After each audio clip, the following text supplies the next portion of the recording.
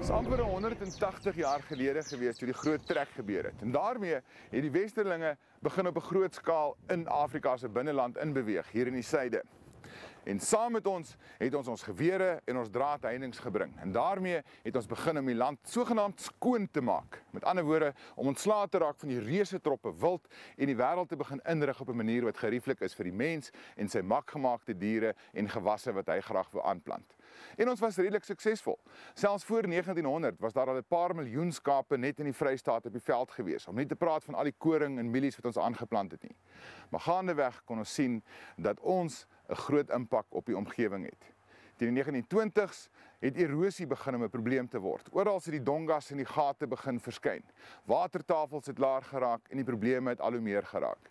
Verskeie planne is gemaak om hierdie probleme te besweer. Maar teen 2010 het ons nog steeds nie daarin geslaag om dit te stop of reg te stel nie. En die feit van die saak is, die grond kan net soveel misbruik hanteer. Al ons stede, die groot bevolkingsontploffing en al die dinge wat saam met die mens gaan, het eenvoudig gemaak dat ons vandag op 'n plek staan waar ons nou 'n plan sal moet maak. In our reductionist worldview that we have today, we see climate change as an enormous problem. I know some people deny it, but that's ignorance. We see it as an enormous problem. We see biodiversity loss as an enormous problem. And we see desertification as an enormous problem. And you've got different organizations, everybody studying them as separate problems, treating them as separate problems. They aren't. They're the same thing. It's like looking at water and getting you to study the hydrogen, me to study the oxygen in the water. It doesn't make sense. You've got to study water. So if you look at biodiversity loss and you look at volume of life and diversity of species, etc., there's where the problem begins. Because if you get a loss of biodiversity, volume, etc., and species, then microclimate starts changing. If you get bare ground where there was grassland, the ground gets hotter, the ground gets colder in the extremes of the 24 hours, the water runs off it or evaporates out, the microclimate changes. By the time you've got bare ground at the extent of South Africa, you're changing macroclimate, even if we'd never discovered coal and oil. So desertification, which people are treating as a separate problem and are incapable of solving, is nothing but a symptom of biodiversity loss. And if you got a technological solution next year to fossil fuels, and we found benign forms of energy, and we stopped all fossil fuel greenhouse gases 100%. So what? You wouldn't have stopped climate change because it's desertification and biodiversity loss as well as greenhouse gases. Ons kuier in die noorde van Zimbabwe by Alan Savory, 'n man wat al langer as 50 jaar worstel met hierdie probleem. Dit het begin in sy dae as natuurbewaarder in die 1950s in Nyasaland. En vandag word hy nie net wêreldwyd deur baie gesien as ons laaste hoop om die opmars van die woestyn te keer nie, maar is daar bewyse van sy sukses, letterlik van Australië tot in Noord-Amerika. Maar sy idees val aanvanklik vreemd op die oor. The only tool now that can reverse desertification and thus address that crucial component of climate change is livestock. There is no other tool. No technology can ever do it. Resting land is causing the problem in the seasonal rainfall environments of the world, like this is, okay? And fire can't do it. There is only livestock and wildlife that can reverse desertification. Dis juist die 3 tradisionele maniere van veldbestuur wat veroorsaak dat gesonde grasveld mettertyd in barre woestyn verander, sê Allen. And you see the color, now look that way. Dis die onnatuurlikheid van tegnologie soos kampdrade wat veroorsaak dat individuele plante so oorbewei word dat hulle nooit kan herstel nie. Overgrazed. And you see how it's distorting and trying to put leaf below the grass. Dan word vuur ingespan om die gras weer te laat uitloop. Maar in die proses word al die grondbedekking verbrand, wat maak dat die reën in plaas van insink en die plante voed, al die boogrond wegspoel en die veld in vrugtelose kaal grond omskep. En om veld te laat rus nadat die plante doodgevreet en die grondbedekking verbrand is, vererger die probleem. Nou Ellen sê dat dit duidelik is dat al 3 van hierdie metodes reeds misluk het. Die tyd is vir ons om bietjie by die natuur te begin afkyk. Hy sê ook dat ons moet begin anders dink oor dinge. The reason the land degrades is because of the way governments, NGOs, environmental organizations, humans make decisions. Dit is waar ons knoop lê. As mense dink ons almal altyd bloot lineêr en gefokus op 'n enkele doel. En dit kan nie werk in 'n wêreld wat kompleks is en waar alles aan mekaar verbind is nie. Every human makes every conscious decision exactly the same way. And that's what was causing the problem.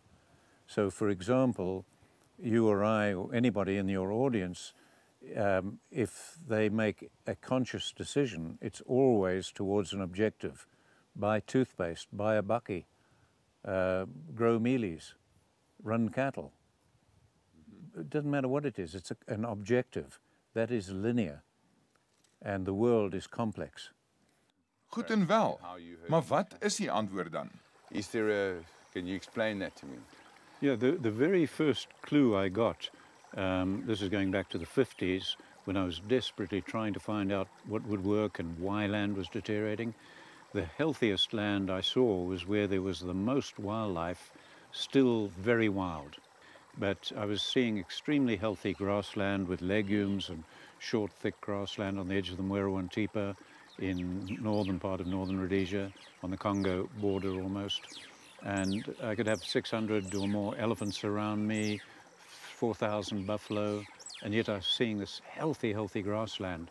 And when I got into the areas we were making national parks and the commercial farms and ranches and everything else, I was seeing deterioration and with far fewer animals. So I began to see that there was some connection between the physical impact of the buffalo, the elephant and everything, and the health of the land.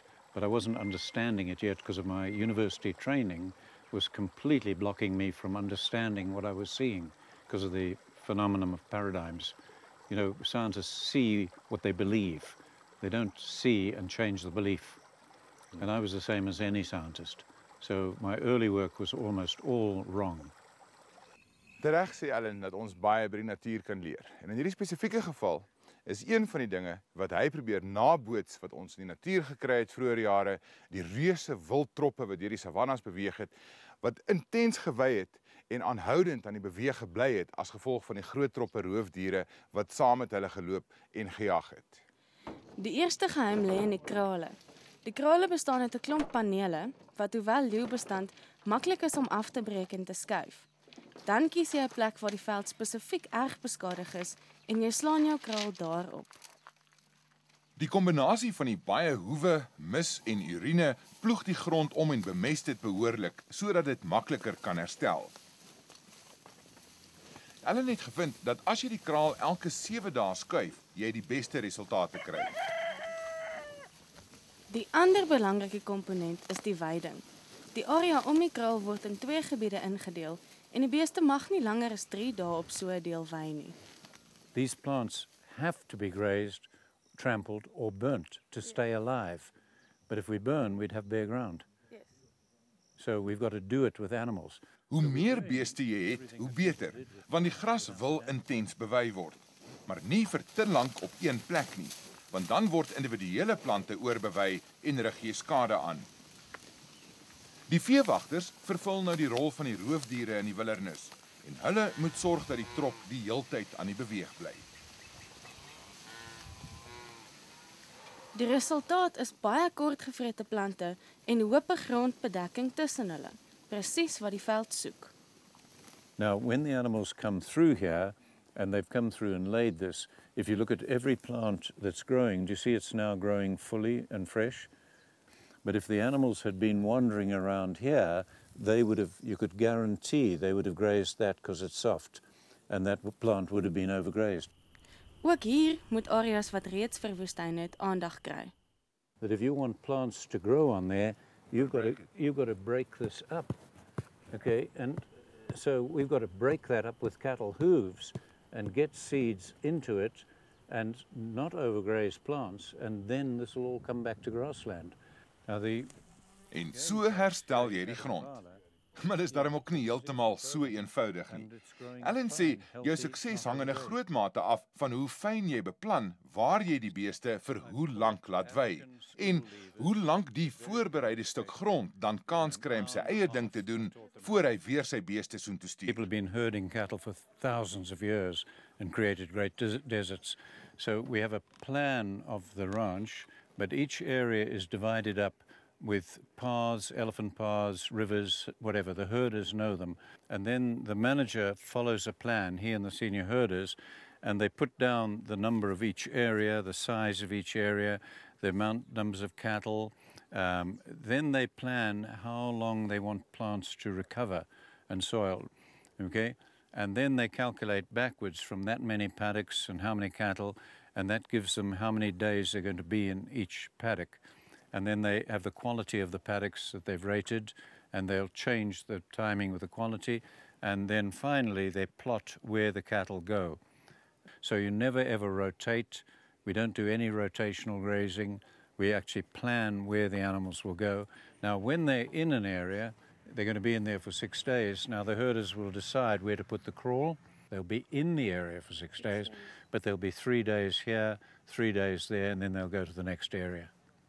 How do you decide where you would want the kraals to go and where you would want the cattle to graze? Kraals, as long as they move every 5 to 7 days, can go anywhere. But if we've got problems in that area, like if they came to area 8 and we had bad gullies or erosion, then put them right on that. The opposite of what we used to do.